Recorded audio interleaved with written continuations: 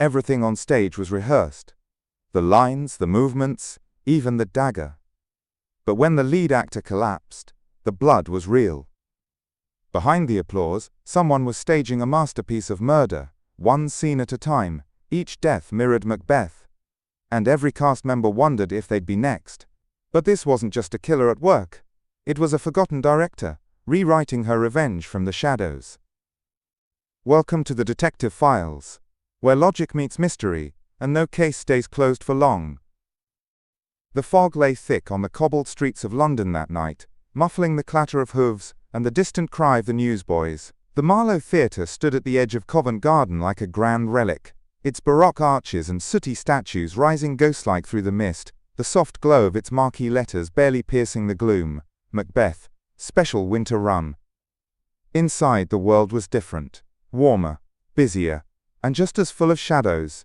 It was here, amid the heavy scent of dust and grease paint, that Sherlock Holmes and I found ourselves summoned, not as playgoers, but as unwanted spectators to a grimmer production. We had received the letter earlier that day. It was signed only JP but marked urgent in a jagged, hurried script. A tragedy, it claimed, not fictional but real, had unfolded behind the curtain. Something about a dagger, something about a death. By the time we arrived, the house manager, a nervous man in a velvet waistcoat with fingers that trembled even while still, led us swiftly past the murmuring chorus members and up the side stairs to the stage. "One tried the police first," he whispered. "But the director, Miss Adela March, she insisted on you. She's in shock, poor woman. She's been rehearsing the cast for months." Now this. We emerged onto the dimly lit stage where the set for Dunsinane Castle loomed in papier-mâché grandeur. A wooden throne sat askew, and in the center of the planked floor, ringed by tape and silence, was a dagger. Just one. Lying in a smear of blood. "Is the actor dead?" Holmes asked at once. "No," said the manager, swallowing hard. "But he might as well be. He's lost too much blood. They've taken him to St. Bartholomew's. It wasn't supposed to be a sharp blade. We checked all the props. Twice. Then someone changed the props between rehearsals," Holmes murmured, crouching over the dagger. "Blunted steel, now honed to kill. He did not touch it. Not yet." His eyes moved beyond the weapon, to the dark wings and the swaying crimson curtain behind. "Who found him?" "A stagehand. Harry Yates." He thought the man was still acting. It wasn't until Miss March screamed, "Where is she now?" "In her dressing room." Still shaking, Holmes stood. "Then let us speak to her at once." I followed him down the narrow passageways of the backstage area, past discarded scripts, stained costumes, and the ever-present scent of mildew. As we passed the trapdoor pulley system, I noticed something odd. The lever was jammed halfway open. "Used recently?" I asked. The manager looked puzzled. "Not since the last ghost scene. 3 nights ago." Holmes paused. A shadow crossed his face. Then we reached a red door marked A. March. Inside sat a woman in her late 30s, her makeup still smeared across her cheek, eyes hollow with shock. "You're the detective?" she asked Holmes. Her voice cracked. "I am. Sherlock Holmes. This is Dr. Watson." Quote. "It was a rehearsal scene," she said numbly. "Act 2, Scene Y. He was supposed to fake a death. But the dagger was real. I heard the thud when he hit the stage. I thought he was just performing." Her lips trembled until he didn't get up. Holmes's gaze was fixed on the mirror behind her. On the line of fading lipstick, words scrawled across the glass. It read, "Blood will have blood," and beneath it, the faint imprint of 3 fingerprints. Pressed into the glass, and smeared downwards. Holmes said nothing. But I knew that look in his eyes. He had heard the curtain rise, and he knew the play had only just begun. Back in the main hall of the theatre, Holmes paced slowly beneath the chandeliers, which now flickered uncertainly in the vaulted ceiling above. The crimson velvet seats stood empty in the hush, save for a few lingering stagehands murmuring near the wings. The entire theatre, once vibrant with performance, now wore the eerie stillness of a tomb. Holmes paused before the orchestra pit, his eyes scanning the rows, the walls, the folds of the curtain, as if the architecture itself might whisper a confession. "There's something off," he said suddenly, "too theatrical, even for murder." "What do you mean?" I asked. He gestured toward the lipstick-smeared mirror we had just left behind. Blood will have blood. A line from Macbeth, of course, but written like a threat. Or worse, a performance note. Whoever did this wanted an audience. I stared at the empty stage, the echo of Miss March's screams still fresh in my mind. An actor Holmes didn't answer. Instead, he turned and called for the manager again. Bring me the rehearsal schedule for the last 3 weeks. And the cast list. I want to know who was present tonight, and who wasn't. The manager bowed quickly and vanished. Moments later, a wiry man with a bowler hat and a crooked tie appeared at the edge of the curtain. Mr. Holmes, he said, approaching cautiously, I'm Henry Yates. The one who found Lionel. Lionel being the actor stabbed. Yes, Lionel Archer. Played Macbeth. Holmes nodded. Walk me through what you saw. Yates shifted uncomfortably. We were doing the murder scene, where Macbeth kills Duncan. Lionel was supposed to lunge forward with the dagger, stagger back and fall. And did he? Yes, sir. Perfect timing. But then he didn't get up. At first we thought he was, well, he's a method actor, always adding bits. What made you realize something was wrong? Yates hesitated. Then his voice dropped. The smell. Blood has a smell when it's real, and the way Adela screamed, it wasn't stage fright.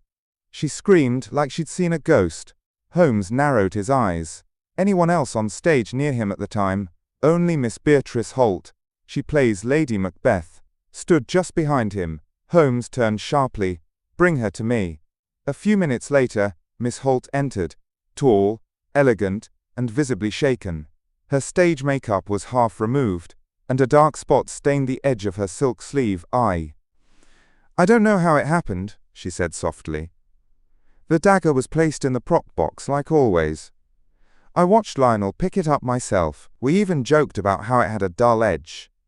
Holmes studied her expression, then gently gestured to her arm. May I? She extended her sleeve. Holmes lifted it carefully. A smear of dried blood. It splashed, she said, when he fell. But you didn't rush to help. She flinched. I froze. I'm not proud of it. It just didn't feel real. Holmes nodded slowly, but I could see the questions building behind his stillness. Miss Holt, have there been any other unusual occurrences during rehearsals? Her eyes widened. Yes. Small things. Falling sandbags. Jammed pulleys. A light that exploded during soliloquy. Miss March called them coincidences, but the rest of us weren't so sure. Theatre curses, I muttered. They've long surrounded Macbeth. Holmes turned sharply to me. Superstition is often the first alibi of sabotage, Watson. He turned back to Holt. One last thing. Did Lionel have enemies? A pause. Everyone loved Lionel, she whispered, except Rupert Gray. Who is he? A veteran actor. He's been with the Marlowe 20 years. Used to play Macbeth himself. When the role went to Lionel, instead. She looked away. He didn't take it well. Holmes stood upright. And where is Mr. Gray now? Miss Holt hesitated. No one's seen him since curtain call. Holmes moved like a shadow across the backstage corridors, his coat brushing against hanging drapes and ropes thick with dust. The Marlowe Theatre, in its silence, seemed to groan with secrets. Every floorboard creak sounded like a withheld confession. Rupert Gray, he muttered, scanning the dressing-room doors. Envy makes a quiet man reckless. But a veteran actor, he'd know every nook of this theatre. We arrived at Gray's dressing room. The nameplate was cracked. The letters RG faded into brass like a forgotten award. Holmes knocked once. Silence. He turned the handle. Locked. He crouched instantly, producing a thin steel tool from his coat. The theatre may change its cast, he murmured, but these locks haven't changed since the reign of George IV. With a quiet click, the door swung open. Gray's room was surprisingly Spartan. No flowers, no notes. Just an open wardrobe, a cracked mirror, and an overturned chair beside a teacup still warm. But what drew our attention, what froze both Holmes and myself, was what lay spread out across the floor. A copy of the Macbeth script, its pages torn and scattered, and over them the unmistakable outline of a chalk body mark. But no body, Holmes stepped forward, scanning the floor, the marks, the positioning. No blood, he whispered. No drag trail. But someone wanted us to believe a death occurred here. I looked around nervously. You think it was faked? Holmes didn't answer. He stepped to the wardrobe and opened it fully. Inside, nestled among costumes, hung a single tuxedo jacket. On the sleeve, a splash of red. Dried could be Lionel's blood, I offered. Or someone else's, Holmes replied, or not blood at all. He pulled a scrap of cloth from the pocket and held it up. It was a crumpled photograph, creased and fading. Two men stood side by side on a stage, one young, one older, both dressed as Macbeth, Rupert Grey, and Lionel Archer, Holmes said, examining the label on the back. Marlowe Theatre, 1889. Double Macbeth, Rehearsal. Curious. What's curious? Look here. He handed me the photo. They were both cast in the same role. But why? A promotional stunt, perhaps? Two Macbeths, alternating nights. But it never ran. I recall reading about it. Grey fell ill and was replaced fully. Whispers of a grudge, I frowned. So Grey waited 6 years to act on it. Grudges age like fine whiskey, Watson. Often stronger over time. Quote. Just then, a commotion rang from the hallway. A scream, female, sharp, followed by hurried footsteps. Holmes and I bolted from the room, racing down the passage. At the end of the corridor, near the spiral staircase leading to the upper catwalk, two stagehands stood pale and trembling. She was just standing there, watching the stage from the shadows, one stammered, and then she just fell. We reached the base of the stairs. Lying at the bottom, motionless, was Miss Beatrice Holt. Her eyes wide open, her body twisted horribly, and clenched in her hand, still clutching even in death, was a single theatre note. Holmes took it and unfolded it slowly. The scrawl read, "Exit Lady Macbeth." We stood in grim silence as the coroner lifted Miss Holt's body onto a stretcher, her hand still curved as though holding invisible lines of a roll unfinished. Holmes remained crouched at the base of the stairs long after the body was taken away, staring not at her, but at the floor beneath her. "The stairs are solid," he murmured at last. "No splinters, no loose boards, no oil or water to cause a slip." "She didn't fall," I said grimly. "She was pushed." Indeed, the note clenched in her hand still fluttered in the draft. "Exit Lady Macbeth." Holmes pocketed it carefully. We climbed the stairs she had fallen from, the creaking spiral that led to the catwalks high above the main stage. The view was dizzying. Below us, the stage was a black expanse. The curtains moved ever so slightly, stirred by the wind leaking through the old theatre windows. "Someone waited for her up here," Holmes said. "Perhaps lured her. Perhaps she was meeting someone. She'd mentioned the accidents during rehearsal. Maybe she'd discovered something." Holmes nodded, or someone thought she had. At the far end of the catwalk, Holmes knelt beside a metal rung. A small patch of fabric was snagged on it, black velvet. He examined it with tweezers, costume fabric, from a cloak. Could it be Rupert Grey? Possibly. Or someone dressed like him. We returned below, where a hush had fallen over the remaining cast. They sat in the dressing rooms and the wings, whispering to each other, not daring to leave. A theatre once brimming with life now hummed with dread. Adela March met us near the prop table, her face pale but resolute. "We've cancelled the performance," she said. Holmes raised an eyebrow. "And yet your cast remains. They won't leave. Not until we know what's happening." Holmes gestured to the props. "May I?" She nodded. He began inspecting the theatre daggers, all identical, dulled at the tip, silver-painted brass. He picked one up, weighing it in his hand. "Have any of these gone missing recently?" Adela hesitated. "One went missing last week. We assumed it was misplaced.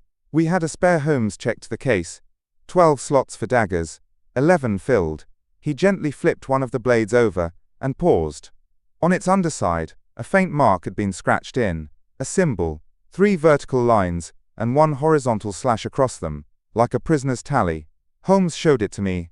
"A third strike," I frowned. "What do you mean?" He looked toward the stage, his voice quiet. "Lionel stabbed. Holt dead. 1 more to go. A third victim." Holmes nodded gravely.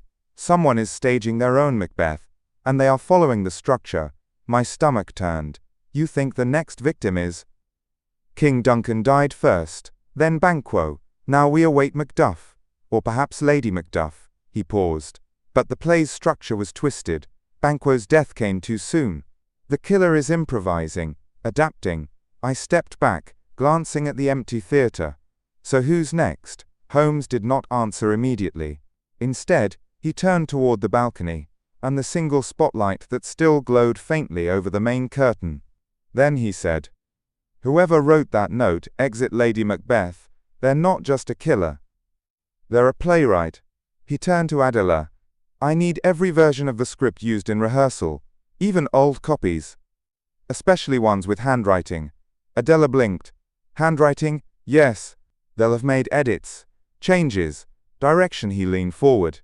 "And if I'm right, they've already written the final scene." By late evening, Holmes and I had taken over a dusty table in the theatre's old rehearsal room, a musty chamber near the rafters, with arched windows and faded wall panels stained by decades of cigar smoke and sweat.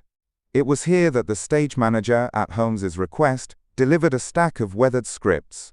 "Every cast member is required to keep their own copy," Holmes explained, "but most actors scribble notes, blocking, emphasis, emotional cues. These notes are fingerprints in ink."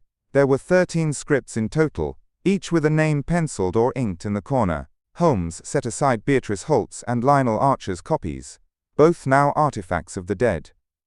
He flipped rapidly through the others, murmuring, "Rupert Gray, Adela March, George Fletcher." Page by page he scanned for margin notes. Some were practical. "Move 2 steps left, whisper line, more menace, turn before dagger drop." But then, he froze. Here he pulled a script marked with the name Rupert Gray. Inside the markings were bolder, slanted letters, almost theatrical in flourish. On Act 2, Scene I, the murder of Duncan, a single line was circled. "I go, and it is done. The bell invites me next to it. Do not hesitate." Quote. And in Act 3, Scene IV, Banquo's ghost. "Thou canst not say I did it. Never shake thy gory locks at me." Beside it, "Let guilt stay visible." Holmes looked up at me. "These aren't acting notes. They're instructions." "You think Gray wrote them for himself?" "No. This is not Gray's handwriting." He reached into his coat and removed the photograph we'd found in Gray's dressing room. "Look at the signature on the back. See the G in Gray? Rounder. Less aggressive." He opened another script. This one belonging to George Fletcher, the stagehand who operated the lights. "Same angled handwriting, Fletcher?" I asked. "But he's just a crewman." "Exactly," Holmes murmured, invisible to the cast, present for every scene. "And yet, he's rewritten parts of the play. He's directing from the shadows." At that moment the stage manager returned. "Inspector Lestrade has arrived," he said. "The Yard finally decided to take the matter seriously after Miss Holt's fall." "Excellent," Holmes said, rising. "Bring Fletcher to the side chamber. Do not alert him. Tell him you need help with a pulley system."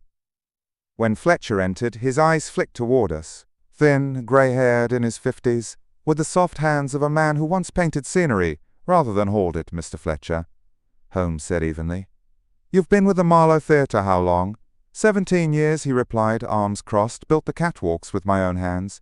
Know every bolt." "And yet, your role in the play has expanded recently." Fletcher blinked. "I don't follow." Holmes tossed the annotated script onto the table. "Your notes. Care to explain?" A flicker.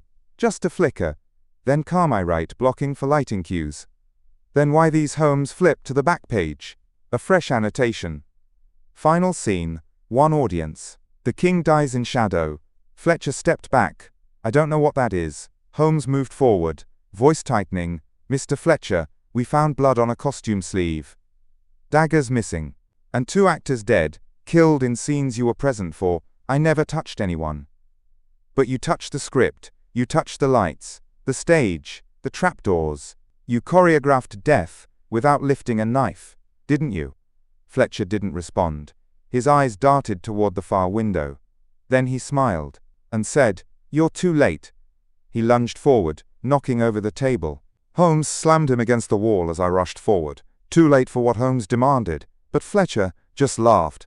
"You're watching the wrong play." Inspector Lestrade arrived not long after the scuffle, flanked by 2 constables and wearing his usual air of impatient authority. Fletcher had been restrained and taken under guard, still grinning to himself like a man who believed he'd already delivered the final line. "I hear you've got a madman who writes stage notes in blood," Lestrade said dryly. Holmes didn't smile. "We have a man who believes he's writing a masterpiece. But I fear he's only the stagehand, not the playwright." Lestrade raised an eyebrow. "You think there's someone else?" Holmes walked past him toward the theatre's main hall. "I think Fletcher was taking direction." We returned to the stage, now quiet once more, the props boxed away, the curtains half drawn. The only light came from the central spotlight, still burning after hours, bathing the floor in ghostly gold. Holmes stared at it. "Do you know the first thing I learned in the theatre?" he asked, more to himself than to me. "Never ignore the curtain." He turned to the rigging crew and asked that the velvet curtain be fully drawn open. With some effort, they complied, and as it peeled back from the stage's rear, the breath caught in my throat. Pinned to the wooden backdrop, hidden behind where the curtain had draped, was a ghastly sight. A real human heart. Fresh. Glinting. Pierced through with 3 dulled theatre knives, their hilts arranged in a perfect triangle. It hung silently, center stage. A prop. Made of truth. Lestrade recoiled, "Dear God." Holmes stepped closer. Not Lionel's. Not Beatrice Holt's either. This was recent. Likely placed within the last hour. A constable backed away. Why the knives? Holmes knelt. 3 blades. 3 victims. "This is the killer's calling card." I found myself whispering. "Whose heart is it?" No one answered. Not yet. Holmes turned sharply. "We need to account for every member of the cast and crew." Now Lestrade barked orders. Names were shouted. People began emerging one by one, most still dressed in black rehearsal garb. But one name brought no reply. "Adela March," the stage manager said. "She's not in her dressing room." A chill swept through me. "She was here just hours ago." Holmes's eyes widened. "She said she cancelled the show." "Yes." "She said the cast refused to leave." "Yes." He turned sharply to me. "Watson, who told us that?" I faltered. "I don't remember." "The stagehand, I think. Or maybe Adela herself." "No, she never said it aloud. We assumed it." He stepped back from the pinned heart. "Watson, the director has gone missing. And she may have been writing this play all along." A scream shattered the silence. It came from above, from the light rigging platform. We ran. By the time we reached the top, one of the riggers, pale as parchment, pointed to the nearby prop loft. "She's up there," he stammered. She's not alone." Holmes kicked the door open. Inside, under a swaying oil lamp, was Adela March. She stood frozen, her eyes wild. One hand held a paper script, the other, a theatre dagger. At her feet lay another man. Rupert Gray, unmoving, blood staining the floor beneath him. Holmes did not speak. Adela looked at us, then slowly lifted the script. "I had to finish it," she whispered. "He ruined everything. My Macbeth was never meant to die like that." Holmes moved forward gently. "Put the blade down, Miss March." She smiled. Not wickedly, but sadly. It was supposed to be art. A reckoning. Every scene, perfect. Then she dropped the dagger. It hit the floor with a flat clatter. And so ended the director's final scene. The constables moved swiftly, their boots echoing on the wooden slats above the stage as they secured Adela March in silence. She offered no resistance. Her eyes were far away, as though still seeing the script only she could read. Each page soaked in grief, ambition, and madness. Rupert Gray's body was taken below. The coroner's assistant confirmed the cause quickly. A puncture wound between the ribs, delivered with skill. Quick. Clinical. Not the frenzied act of rage we might have expected. She wasn't mad, Holmes said quietly as we descended. Not in the way most would assume. She was precise. Directed. She planned this as if it were a masterpiece. Lestrade, walking beside us, frowned. But why kill Gray? Wasn't Fletcher the killer? Fletcher was a tool. Holmes said a pawn. But he believed he was writing the story. He believed her notes were his idea. Lestrade scratched his head. And you knew this, how Holmes paused at the base of the stairs, looking back toward the dark catwalks, because she understood the theatre better than anyone. She didn't just stage the murders, she built them like scenes, with rehearsals, blocking, pacing. She made sure each killing mirrored Macbeth, but not in strict order. She wanted the audience to guess, to follow, to be pulled along in confusion. Until the finale, I asked the question that had sat heavy on my chest. But why? Holmes turned to me, his voice softer than I expected. Once, years ago, Adela March was promised the director's chair for a West End production. A new, modern Macbeth. But the funding collapsed. Rupert Gray, who was meant to star, publicly blamed her for mismanaging the vision. I blinked. Gray said she ruined it. She never forgot. Every season since, she watched him grow fatter in reputation, watched others, like Lionel Archer, get the praise, while she was given understudy jobs and children's pantomimes. Holmes retrieved something from his pocket.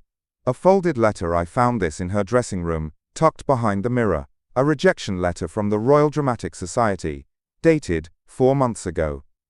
Her last submission, a reimagined Macbeth, declined. It was titled The Knife Behind the Curtain. Same title as the scene notes, I murmured. She couldn't stage her masterpiece, Holmes said, so she bled it into life. We sat for a while on the edge of the stage, the theatre now emptied of all but us. The gaslights flickered faintly above. Somewhere, far back, a curtain swayed in the draught, no longer ominous, only tired. Did you ever doubt yourself? I asked him. He didn't reply immediately. Then, yes, I looked at him in surprise. I suspected Rupert Gray from the beginning.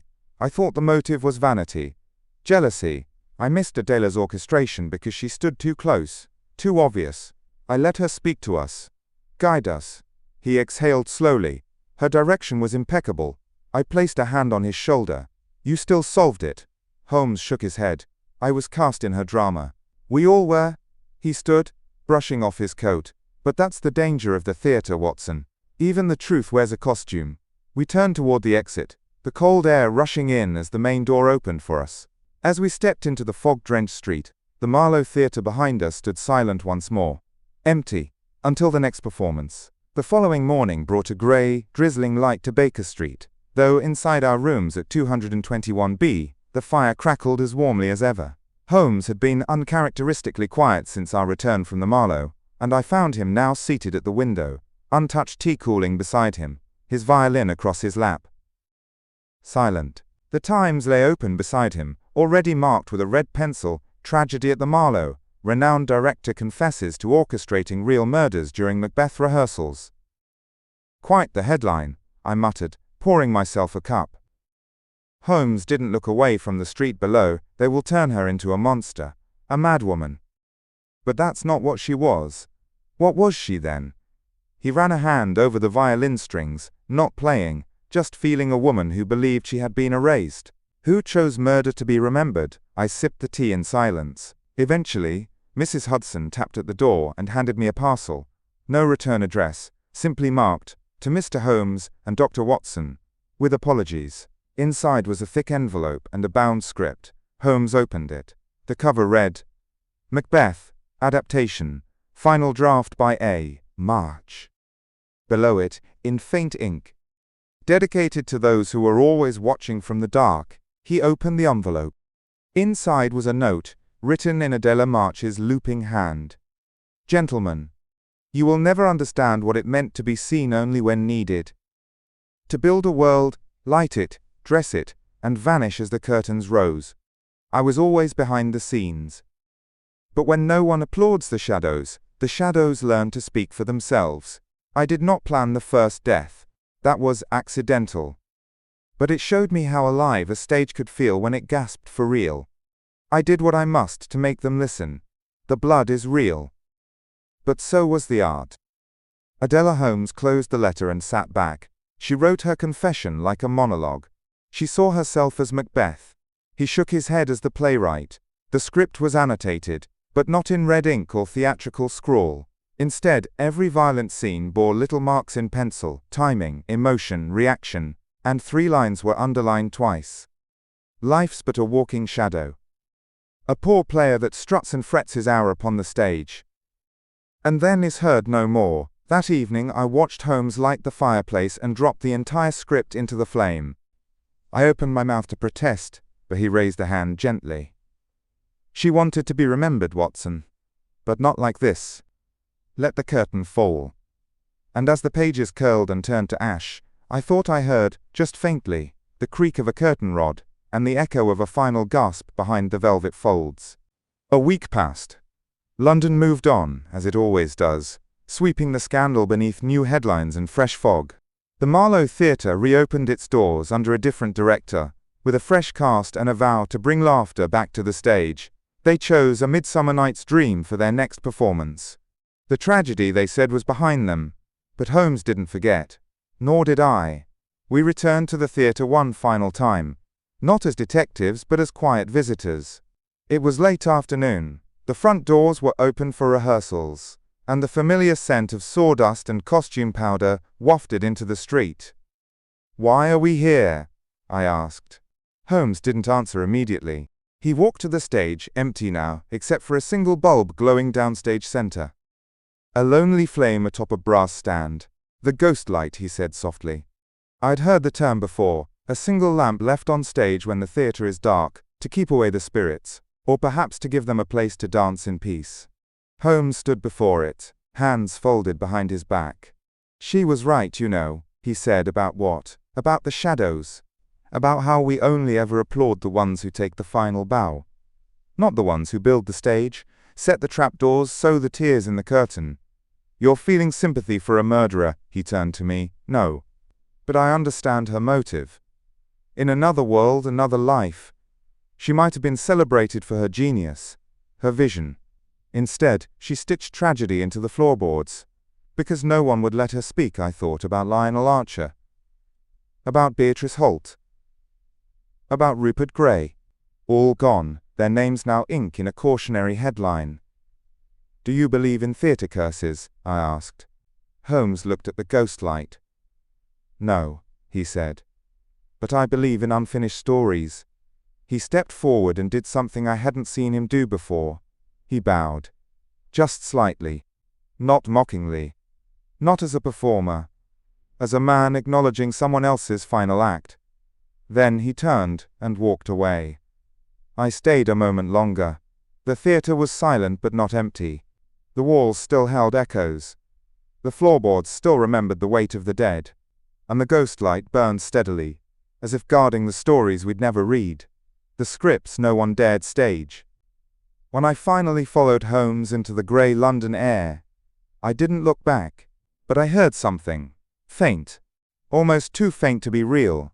A breath. A sob. A gasp. From behind the curtain. 2 days later, a small envelope arrived at Baker Street.